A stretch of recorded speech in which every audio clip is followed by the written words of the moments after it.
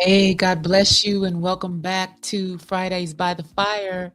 I am your host and your absolute favorite, Sandy Best Life Jones. It's so good to be with you again on another Friday night. If you are listening tonight, I have probably touched down in sunny Arizona by now, and I am here visiting with my sister-in-law and my family, and I'm going to see my mama and hopefully see my uncle and my cousins. And so while it's not exactly a vacation, you know how I like to do, I like to turn lemon into a nice, tall, cool glass of lemonade. And so that's what we're going to do while we're here. And I'm just so thankful that God has allowed me to take off work for a few days to be with my sister and just love on her and celebrate her birthday tomorrow. She'll be 69 years old. And listen, she has been given 48 hours to live for three times, and she's still here. So I just believe God. I just believe God. I believe that we are going to celebrate 69 years of Barbara tomorrow because God has blessed her to still be here. All right, so let's get into tonight's show. This is the last segment of our three-part series called Pregnant with Possibility. And tonight's episode is called The Final Push. And as we all know, there comes a moment in every pregnancy when carrying the baby is no longer enough. You've protected it, you've nurtured it, and you've adjusted your life around it. But now it's time for that final push. And here's what they don't tell you about the final push. It is uncomfortable. That's probably an understatement. It is uncomfortable. It's intense. It feels like your body is breaking right before the breakthrough of the baby happens. That's what it feels like. So in week 1 of this 3-part series, it was about what God conceived in private in your life. Week 2 was about learning how to carry the weight of what God conceived privately in your life. But week 3, this week, is about release, because purpose and possibility, everything that is possible with God was never meant to stay hidden inside of you. At some point, what you've been forming, it has to be introduced to the world, just like pregnancy with the baby. You can't carry the baby for the rest of your life. At some point, baby got to come out. But what happens with purpose is that many people abort at the edge of breakthrough because of how that pressure feels. We give up, we let go, we throw in the towel. We throw our hands up and we say, God, I can't do this. Right before that breakthrough happens, right when we're at the edge of birthing something beautiful, we give up. And God is saying, hold on. The final push is here and I'm going to help you do it. So I have a question. What if the pressure that you're feeling as you're about to make this final push is really about positioning you for something greater? What if the discomfort you feel isn't danger at all? And what if that shaking means something is shifting, and that shift is necessary to bring forth new life, new purpose, new possibilities? Well, tonight we're going to talk about the courage that it takes to make the final push. Yeah, it takes courage. And that's what we're going to discuss tonight. We'll be right back.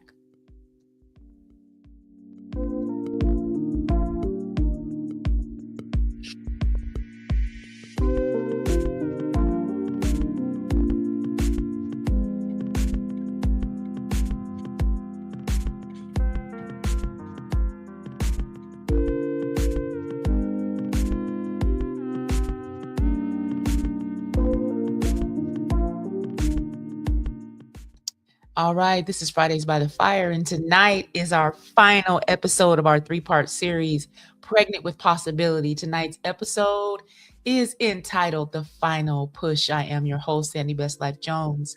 So good to be with you. All right, let's get right into it. Point one, the pressure you're feeling is positioning you. Isaiah 66:9 says, "Do you think I'd bring you this far and then leave you? Do you think I'd open the womb and not deliver?" This is from the Message Bible. So, what is that saying? To me, it's saying God does not initiate what he refuses to complete. It's saying intensity often increases right before the manifestation.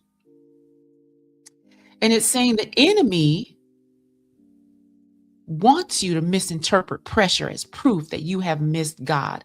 That is the enemy's mission, to make you think that you have missed your opportunity to trust God with whatever is going on in your life. That is a trick. And it's an amateur trick. Don't fall for it. You haven't missed God. You're right on the edge of that breakthrough. It's not going to be peaches and cream every time. But if you hold fast to what you know to be true about God, you know God will not initiate what he will not complete in you. You know that. So don't let the enemy of your mind make you think otherwise, because you know better. What this is saying to me is, if things are getting tighter, delivery might be getting closer. So let me ask you, this is our application question. What have you labeled as attack that might actually be arrival? And we do it. I've done it. I've seen adversity in my life as attack. But really what it was doing was preparing me for the arrival of something that I'd been praying for, or something that God was sending my way that I didn't even know I needed. It wasn't an attack at all. It was God's way of being the provider that he is, So we have to be careful not to mislabel what God is doing in our life because it's messy, or because it doesn't look the way we thought it would look, or because it hurts, or because it's really uncomfortable, or it's awkward. We got to be careful not to mislabel the work of God, but to instead invite God in to have his way in our life, his way, his will be done. Reaching for, instruction in the word of God and direction in the ways of God. That's what we have to do. And it's not always easy, but in this case, in this final push, it is necessary. Point two, you cannot give birth and stay comfortable. I've been after giving birth to 2 children, I know that is the 100% truth. Philippians 3:13 and 14 says, "I'm not saying that I have this all together, but I am well on my way, reaching out for Christ, who has so wondrously reached out for me." Those of you that follow me on social media, you know that I just celebrated 35 years of my only son the other day, and every year on his birthday, I tell his birth story every single year. It never fails. And he just looks at me like, "Mom, really?" But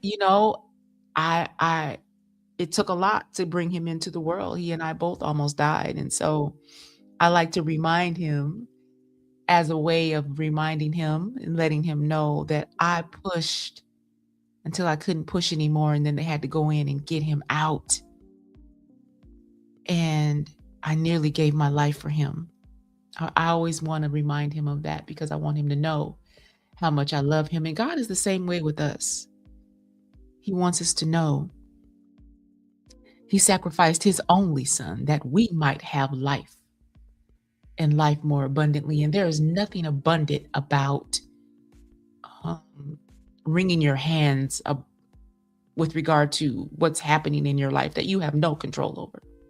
There's nothing abundant about scarcity mindset. There is nothing abundant about negative self-talk. That's not abundance. That's not the life that God gave his son for.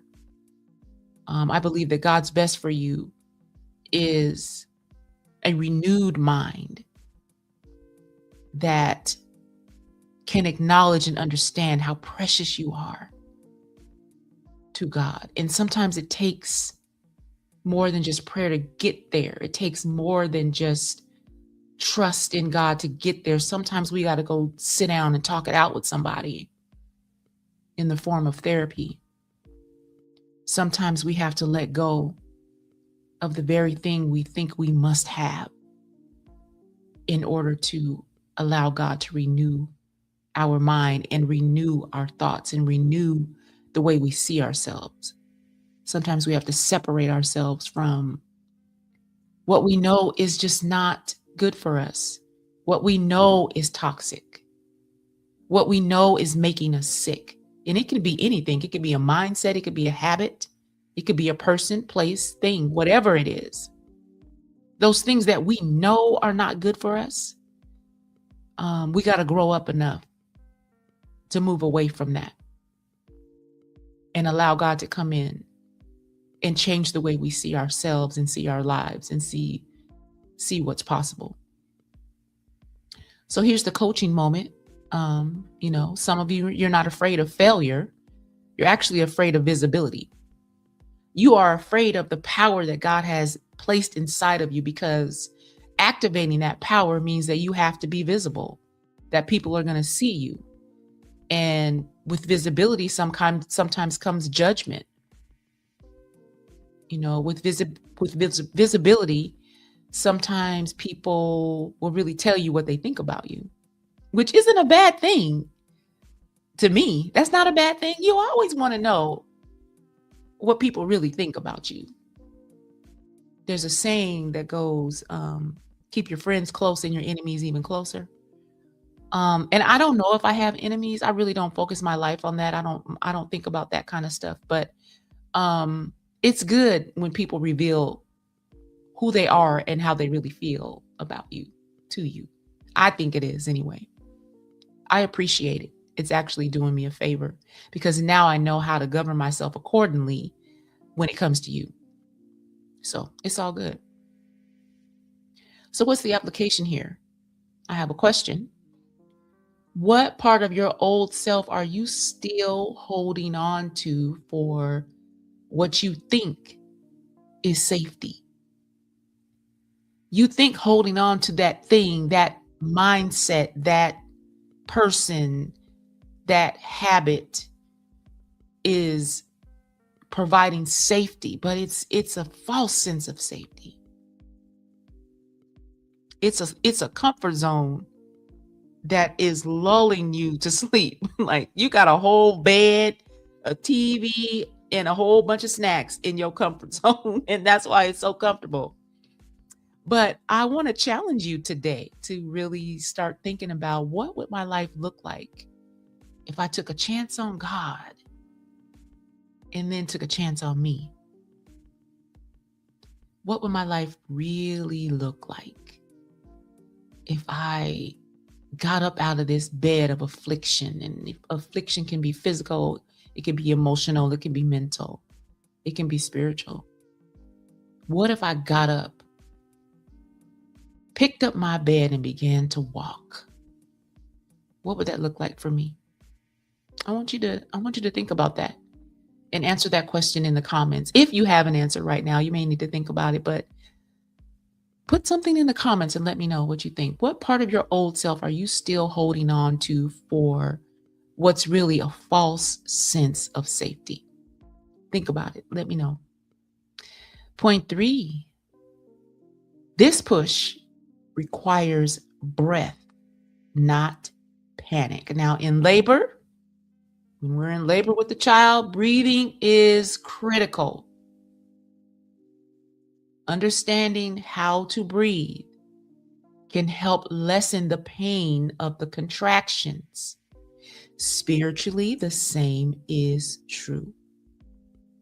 Learning how to lean into God when things get tight, when things get uncomfortable, when things get painful, when things go left. Learning how to lean into God during those times in our life is critical. It's critical. We talked about this in Bible study the other night, about not allowing our emotions to drive the bus of our life. Our faith should drive the bus, not our emotions. And it was really funny. That analogy just popped in my head, and so I said it. But it's true. There's nothing wrong with acknowledging your feelings. There's nothing wrong with embracing your feelings and how you feel. There's nothing wrong with that. I think that faith and feelings can coexist. One doesn't have to cancel out the other. It's about which one leads and governs your life. If you are led in life by your emotions, you may end up making some decisions that are not God's best for you. So, mature people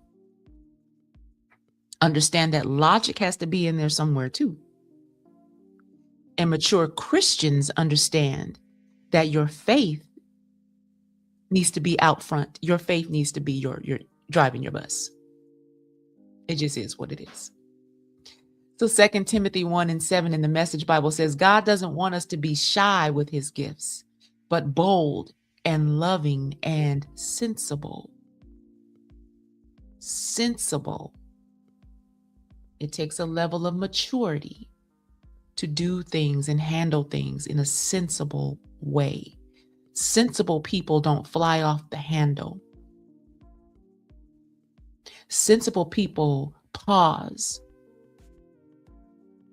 before they respond. And in some cases, they don't respond at all.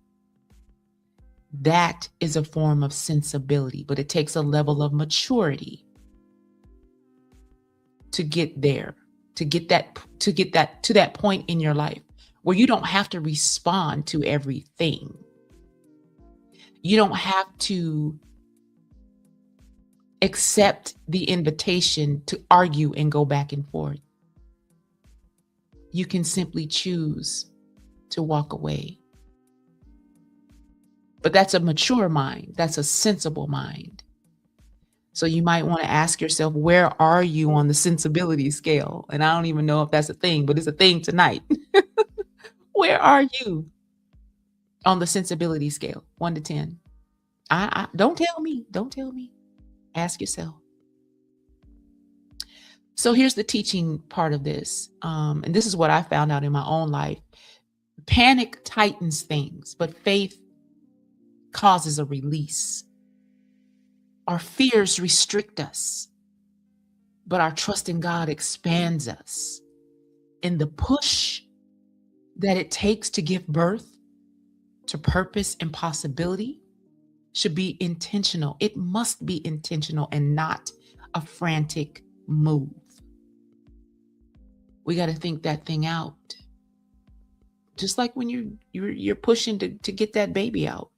The doctors already know what needs to be done. This is what they've been trained to do. And they've already given you instructions on what your job is in this delivery. So, it takes an agreement to bring that baby forth. And spiritually, it's the same way. So here's the coaching part of it. You don't always have to explode into purpose. As a matter of fact, I prefer not to. The bottom doesn't always have to drop out of your life right before purpose arrives. You can exhale into it. You can let go and transition into purpose and new possibility. Your life don't have to turn into a hot mess of chaos in order for purpose to arrive safely. It doesn't have to be that way. Drama doesn't have to be the norm for you. Are some things dramatic in life? Yes, they are, but that doesn't have to be the norm. You don't have to have a pattern of dramatic situations in your life in order to say, ooh, purpose has arrived.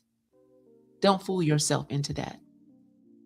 It doesn't have to be that way. You can simply exhale your way into a brand new possibility. So here's my question. Are you trying to force what God is really asking you to trust? Are you trying to force something when God is saying, just trust me, watch me, hold on to me? Are you too busy trying to break down the door when God has already lifted a window and you don't even see that the window is wide open because you're trying to break down the door? Simple spiritual cues that we need to be paying attention to, because God sometimes works in cues. It's not always a giant hand coming down out of the sky and telling you, go over there. That's not how life works. Sometimes we got to listen for the still small voice of God telling us, okay, somebody's coming. And it may not be somebody that you know. It may not be somebody that you like, but they have what I need them to give you. That's why we got to be careful how we entertain strangers, whereby some of us have entertained angels and we weren't even aware. So be careful. Point 4, after the push comes the presentation. Now, this is the moment in birth when what was hidden is now placed in full view. And spiritually, this is when that book launches. This is when that boundary holds. The relationship shifts or it ends. That might be the shift. The business starts. The healing journey you've been on becomes visible. And that's how you know your time has come to walk in purpose. Yes, there will come a time when the healing journey that you've been on will be visible to other people. They'll be able to see it. They'll be able to tell something is different about you. Something has changed. Something, you don't look like you used to. You don't behave the way you used to. You don't walk and talk like you used to. You're now responding instead of reacting. What's going on with you? That's what they're going to be asking you as soon as you allow God to make this shift. Ecclesiastes 3:11 says, He has made everything beautiful in its time. What that says to me is timing matters. It says to me, delivery precedes. Delivery proceeds development. You got to develop. That baby has to develop first before it can be delivered. There's about 9.5 months of development that needs to happen before delivery. So that development comes first. Then delivery happens. It also says to me that beauty often looks really messy at first. If you ever seen a baby when he first or she first comes out, it's a mess. Because they was marinating in all them juices. So the doctors and the nurses have to get that baby cleaned up. And usually they'll let you see the baby and then they'll go clean the baby up before they present the baby to you. But I remember when Latay was born almost 40 years ago. It'll be 40 years in just a couple of weeks. They gave her to me right out of my belly, and I just She was a mess, and she was the most beautiful mess I'd ever seen. And her eyes were wide open. And I remember Mother Owens was in the delivery room with me, and she said, "Look at this baby coming in the world with her eyes wide open." And it was just the most surreal moment of my 18-year-old life.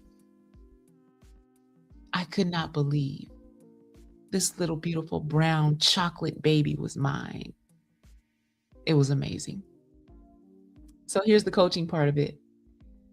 Just because it's new doesn't mean it's polished. It just means it's born. And that is so appropriate for birthing a baby. You've got this new baby with all this stuff all over it. It's been born. It just hasn't been polished up yet.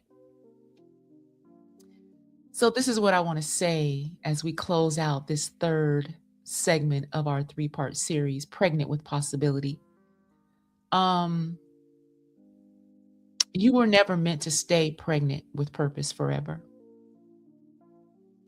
At some point, your faith should become a series of actionable steps. At some point, preparation finally becomes presentation. And at some point, what's private becomes public. And yes, it will stretch you. Yes, it will require courage. Yes, it's going to change how people see you. Yes, it will change how people see you. When you begin to walk in purpose, when you finally embrace and accept all that is possible in your life, it's going to change how people see you, because the way you experience life and the way you show up in life is going to change. And some people are not ready to see that change in you. But don't let that stop you from embracing change. You have one life, and this life is yours to live. And so you have to decide, do I care more about what people think than I do the assignment that God has on my life? You get to decide which one matters more to me, because we all come to this life with an assignment. We all come to this life with a mission that needs to be birthed out of us. So, we have to decide, do I care more about what my family thinks and what my friends think and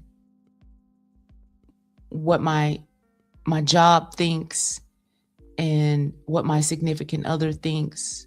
Or am I going to focus my mind on understanding and accepting this assignment that God has given me in my life? It can be a huge assignment. It can be something that other people see as insignificant, but it's crucial for your own growth and development, for the evolution of you. So, we get to decide. We get to decide. What God formed in you deserves to live outside of you when it's time, when development has happened and it's time to make that final push. That possibility, that purpose deserves to live outside of you now. So don't be scared. Don't be scared. And if you are scared, do it anyway. If I wish I could tell you how many things I've done where I was just petrified. I was. And I know people are going to say, but God hasn't given you the spirit of fear. No, he hasn't given you the spirit of fear. For me, the spirit of fear is like a phobia. But a healthy dose of fear can keep you safe. So I don't get caught up in phobia. But if fear comes over me, I let it go ahead and do whatever it's going to do, knowing that God has angels encamped around me, knowing that I'm safe in him. both figuratively and metaphorically. Um, so I don't let fear freeze me, but if it comes up, it comes up. I don't try to push it down either. I just don't believe in doing that. And some people might do the opposite, but um, I'm very much in touch with my emotions. Not in a way that I allow my emotions to run my life, but in a way that allows me to honor how I feel. Otherwise, I'd still be numb like I used to be. But I'm fully awake now, and I'm in touch with how I feel. Every day I wake up and right after I pray, um, I ask myself in my mind, "How you feeling today, girl?" And then I accept my answer because it's how I feel. So I don't let people shame me about acknowledging my feelings and having real emotions. I don't let people shame me about that. I don't let people scold me about that. I push back. I push back when people say, "Get out your feelings, get out your feelings." This moment right now, I might need to be in my feelings. So I'm just gonna let that, whatever needs to happen, happen emotionally. So that's my take on feelings and emotion. I want to pray with you tonight as we close out our series. Thank you so much for being here with me for the last 3 weeks. This has been very eye-opening for me. I hope it has been for you too. And I hope it has given you a chance to really think about what you're pregnant with, what your God-given purpose might be, what's possible in your life, what's possible for you when you finally decide to let go and let God. So let's pray. God, I thank you right now for bringing us to this moment. For the ones who feel pressure rising, God, I'm asking you to steady them. For the ones who feel fear creeping in a way that it's about to overtake them, I'm asking you to strengthen them. For the ones who are at the edge of release, give them courage to make the final push. And remind us all, you don't bring us to the point of birth and then to abandon us. We got to trust your timing. Teach us to trust your process. And teach us, God, to trust the push. Amen and amen. Thank you so much for being here tonight for Fridays by the Fire. I will see you next week for another episode. It is my complete honor to be here with you every Friday. I love Fridays by the Fire, and I love that you listen and you comment and you inbox me. And those of you that know me personally, you text me, and I love it. I love your feedback. Thank you so much for providing that. And keep doing that. It keeps me encouraged and it keeps me going. Until next time, y'all be good. Good night and God bless.